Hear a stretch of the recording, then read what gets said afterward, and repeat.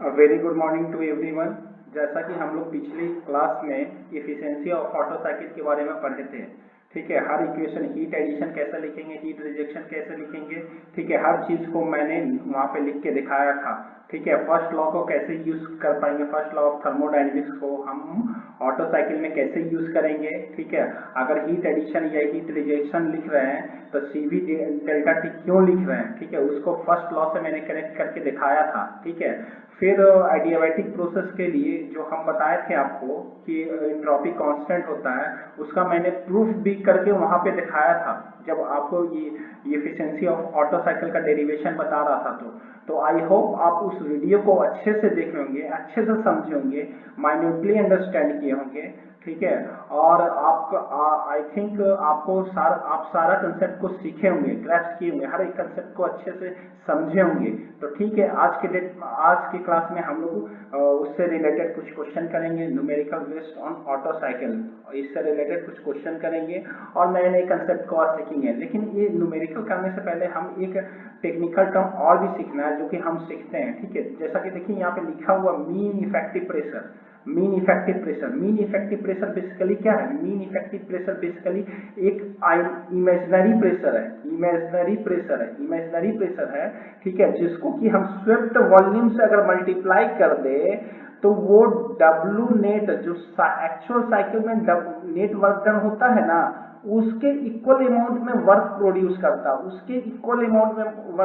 करता है, मतलब मीन इफेक्टिव प्रेशर क्या हो गया? मीन इफेक्टिव प्रेशर हो गया एक इमेजिनरी प्रेशर हो गया। ठीक है, जिसको कि हम स्वेप्ट वॉल्यूम से मल्टीप्लाई करेंगे तो ये जो वर्क डन प्रोड्यूस करेगा वो डब्ल्यू नेट के इक्वल प्रोड्यूस करेगा, जो कि एक्चुअल साइकिल के वर्क डन के इक्वल होगा। ठीक है, तो वही चीज यहाँ पे लिखा था, mean effective pressure is the fictitious pressure. Fictitious मतलब इमेजिनरी होता है। ठीक है, तो फिक्सिशियस मीन्स इमेजिनरी प्रेशर है। ठीक है, तो mean effective pressure is the fictitious pressure that if it is operated on the piston, ठीक है, during the entire power stroke would produce the same amount of net work done, बार बार बोल रहा हूं, नेट वर्क डन मतलब जो actual amount में हमको वर्क डन मिलेगा एक्चुअल साइकिल में, उसके इक्वल होगा। तो मीन इफेक्टिव प्रेशर हमको निकालना है तो क्या करेंगे? जो एक्चुअल साइकिल में वर्क डन हम निकाले हैं उसको अगर स्वेप्ट वॉल्यूम से डिवाइड कर दे तो वही मीन इफेक्टिव प्रेशर होगा।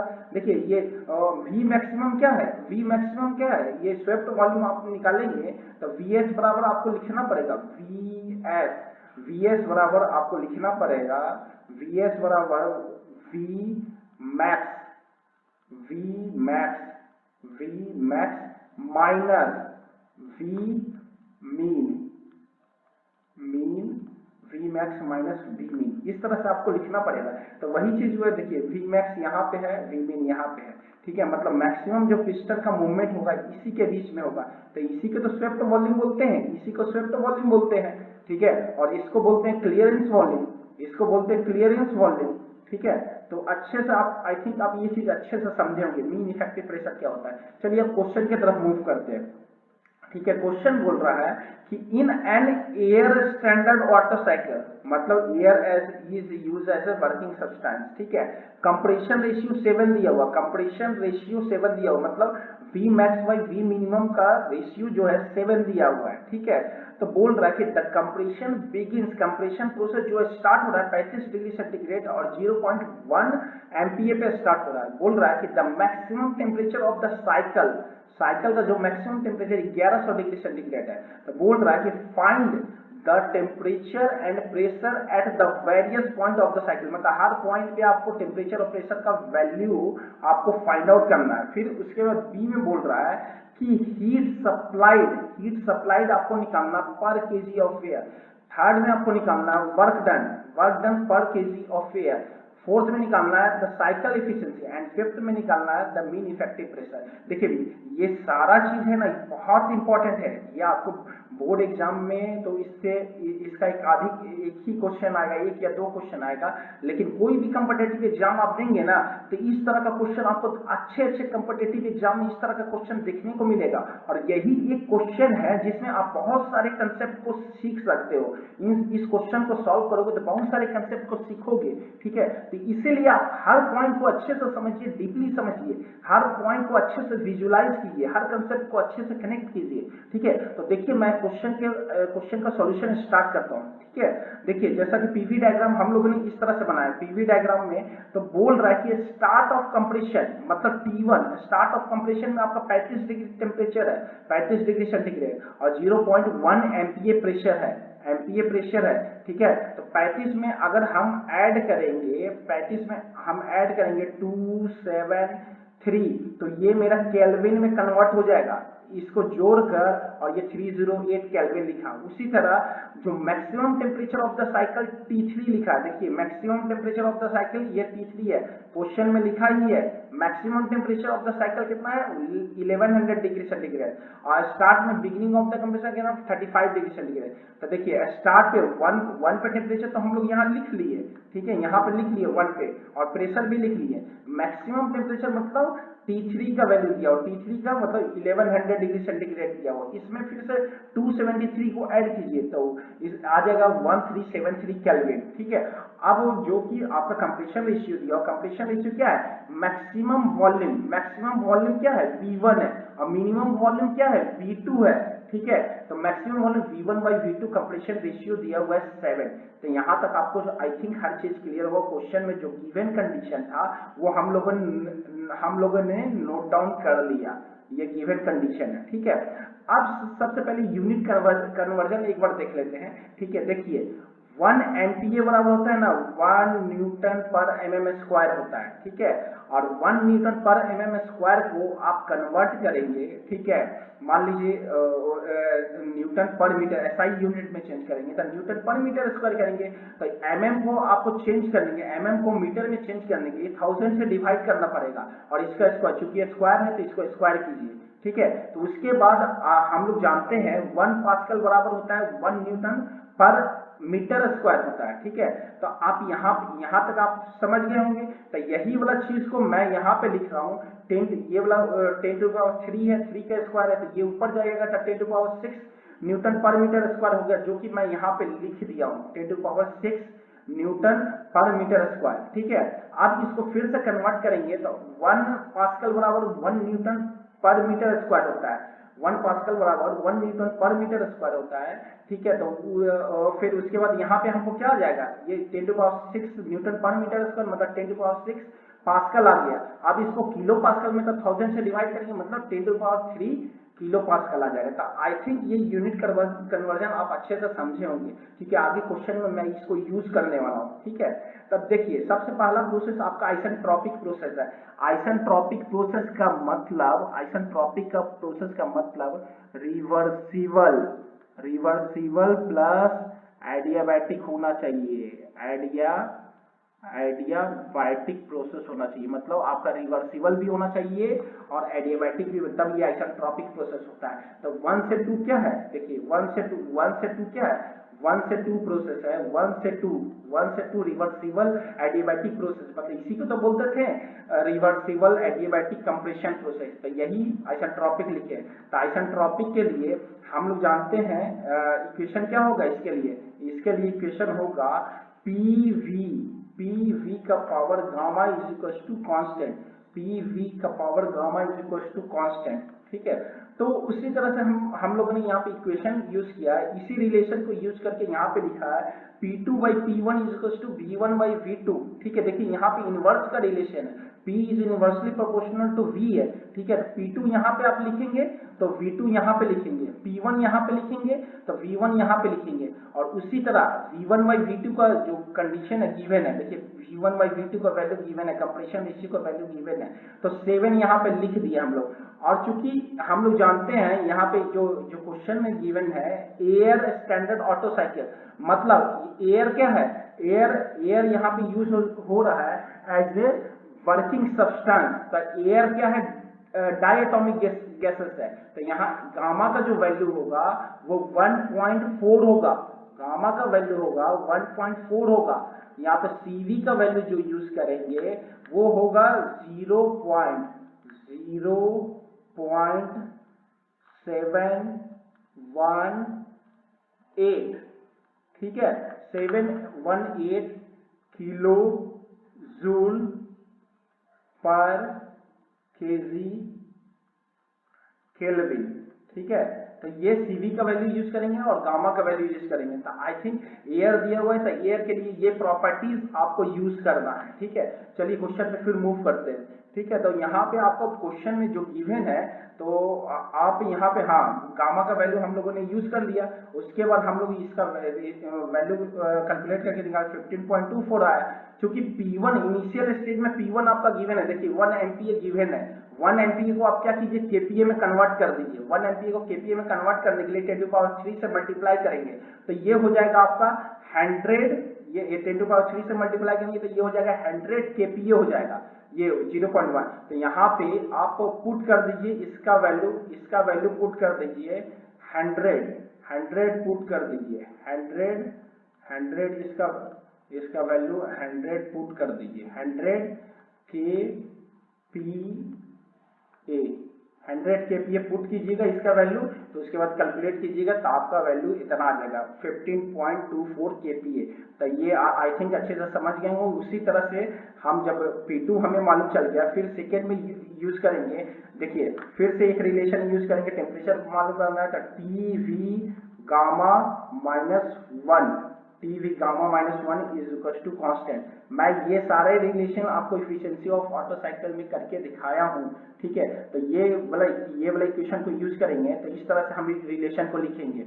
उसके बाद अब V1/V2 हमको मालूम है 7 है, V1/V2 का वैल्यू रेशियो देखिए 7 है, V1/V2 7 है, यहाँ पे 7 है। तो 7 है तो इसी रिलेशन को उठा के फिर से यहाँ पे पुट कीजिए, 7 और फिर से यहाँ पे आप T1 का वैल्यू, T1 आपका कितना है, T1 308, देखिए T1 का वैल्यू 308 केल्विन है। तो T1 का वैल्यू यहाँ पे पुट कीजिए, यहाँ पे T1 का वैल्यू पुट कीजिए इसका, और T2 का वैल्यू आप कैलकुलेट करके ये निकाल लेंगे। T2 का वैल्यू आप निकाल लिए, ठीक है, 670.8 केल्विन। उसी तरह से प्रोसेस 2 से 3 के लिए चलते हैं। तो यहाँ पे लिखेंगे प्रोसेस 2 से 3, एक बार देख लीजिए डायग्राम में। तो 2 से 3 आपका क्या है, कांस्टेंट वॉल्यूम प्रोसेस है। तो इसके लिए आइडियल गैस इक्वेशन इस तरह से लिखेंगे P2V2/T2 P3V3/T3। क्योंकि वॉल्यूम कांस्टेंट है, ये कांस्टेंट है, 2 से 3 के बीच में volume is equal to constant है, तो V2 is equal to V3 होगा। तो ये वाला टर्म और ये वाला टर्म कैंसिल हो जाएगा, मतलब यहाँ पे आपका हो जाएगा V2 is equal to V3, ठीक है, ये समझ गए। उसी तरह से आप यहाँ पे कैलकुलेट कर देंगे तो P3 का वैल्यू इस तरह निकल के आ जाएगा। तो आपको P2 मालूम है, T3 भी आपका maximum temperature over the cycle T3 है। देखिए T3 मैं यहाँ पे लिखा हूँ, मैक्सिमम टेम्परेचर 1373 है। तो यही T3 का वैल्यू आप उठा के यहाँ पे पुट कीजिए, T2 का वैल्यू आप यहाँ से लीजिए, ठीक है, और P2 का वैल्यू आपने फाइंड आउट किया है, ठीक है। P2 का वैल्यू यहाँ से लीजिए, यहाँ से आपका निकल गया P3 का वैल्यू, P3 का निकल गया इतना किलो पास्कल आ गया। फिर उसी तरह से 3 से 4 के लिए भी चलिए, तो सेम रिलेशन आप लिखेंगे 3 से 4 के लिए, ठीक है। चूंकि हम लोग जान रहे हैं कि कांस्टेंट 3 से 4 कौन सा प्रोसेस है, देखिए 3 से 4 में चलते हैं। 3 से 4 में लिखेंगे तो ये आइसेंट्रोपिक प्रोसेस है, तो फिर से वही वाला TV गामा वाला इक्वेशन करेंगे, लेकिन यहाँ पे एक चीज लिखेंगे V2 is equal to V3, यहाँ पे लिखेंगे V2 is equal to V3, और यहाँ पे लिखेंगे V1 is equal to V4। तो ये लिखेंगे, तो अब यही सेम रिलेशन को वहां पे यूज करेंगे, ठीक है। तो आप देखिए यहाँ पे जब हम मूव करेंगे फिर से, तो T3/T यहाँ पे भी TV gamma -1 is equal to constant. देखिए इस तरह से इक्वेशन मैं लिख के दिखा रहा हूँ। तो इस तरह से फिर आप लिखेंगे तो ये इस तरह से कुछ रिलेशन लिखेंगे आप, और उसके बाद V4 को आप क्या लिखेंगे, V4 को देखिए V4 किसकी इक्वल था, ऊपर में देखिए फिर से दिखा रहा हूँ, V4 अब किसके इक्वल है, V4 V1 के इक्वल है, तो V4 इज इक्वल टू आप V1 लिखेंगे। उसी तरह से फिर V3 इज इक्वल टू आप क्या लिखेंगे, V3 is equal to V2, तो फिर आपका सेम रिलेशन निकल के आ जाएगा। तो ये इसका वैल्यू आप 7 पुट कर देंगे, 7 पुट कर देंगे तो फिर ये वैल्यू आप निकालेंगे तो 2.178 आएगा। यहाँ से T4 का वैल्यू आप कैलकुलेट कर लिए, T3 का value maximum temperature over the cycle given है, ठीक है, तो ये आपका इतना केल्विन आ जाएगा। तो ये आपका आया T4 का वैल्यू, ये T4 का, तो हर पॉइंट का टेम्परेचर कैसे निकालिए, आप चलते हैं हीट का निकालते हैं। तो मैं ऑलरेडी आपको बताया हूँ कि हीट इनपुट मतलब heat added to the system क्या होगा, CVDT लिखेंगे। तो CVDT तो Q इन, देखिए डायग्राम में, तो CVDT लिखेंगे, CV into change in temperature. तो चेंज इन टेम्परेचर कौन सा है, हीट एडेड का, T3 माइनस T2, तो वही लिखिए CV into T3 minus T2। तो T3 का वैल्यू आपको गिवन है, देखिए T3 का वैल्यू आपका यहाँ पे गिवन है, T3 का वैल्यू आपका यहाँ पे गिवन है, और T2 का वैल्यू आपने निकाल के रखा है, ये T2, तो ये T3 है, तो इसको कैलकुलेट करेंगे तो इतना आ जाएगा, इतना आपका heat added to the system. उसी तरह से हीट रिजेक्टेड भी लिखेंगे, तो CV into T4 minus T1 लिखेंगे, देखिए डायग्राम में, CV into T4 minus T1, क्योंकि कांस्टेंट वॉल्यूम है इसलिए CV। तो CV का वैल्यू मैं आपको ऑलरेडी बता दिया हूँ, CV का वैल्यू 0.718 होगा। तो देखिए 0.718 हुआ, और T4 का वैल्यू ऑलरेडी हम लोग यहाँ पे फाइंड आउट किए हैं, देखिए T4 का वैल्यू ये फाइंड आउट किए हैं, और उसके बाद T1 का वैल्यू ऑलरेडी गिवन है, देखिए T1 का वैल्यू यहाँ पे गिवन है 308। तो ये वाला आप निकाल, इस तरह से आप निकालिए, मतलब दोनों का डिफरेंस निकाल लीजिए, तो आपका Q आउट मतलब Q रिजेक्टेड निकाल लिया।